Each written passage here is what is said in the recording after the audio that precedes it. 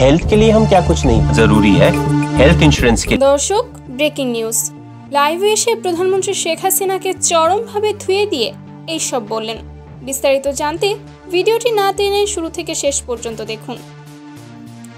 ধোনি লাইভে বলেন, হাসিনা ভারতে আসলে জুতা পেটা করা হবে। আমি বাঙালিদের পক্ষে আছি।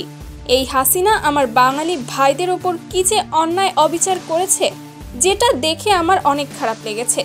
কিভাবে পারে দেশের একজন সরকার হয়ে তাজা তাজা মানুষের প্রাণ কেড়ে নিতে?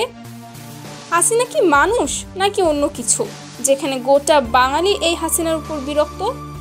দর্শক, ধোনি আরও বলেন, এই হাসিনাকে আর আমরা ছাড় দেব না। অনেক হয়েছে অন্যায়, আর রক্ত দেখতে চাই না। বাঙালি ভাইদের রক্ত আর দেখতে চাই না। আর তাই হাসিনা যদি ভারতে আসে তাহলে তাকে চরমভাবে জুতা পেটা করা হবে। কারণ এই অমানুষ হাসিনাকে ভারতে প্রবেশ করতে দিলে দেখা যাবে আমাদের ভারতকেও ধ্বংস করে দিচ্ছে। আর তাই আমি চাই এই হাসিনার এখন কঠিন বিচার হওয়া উচিত।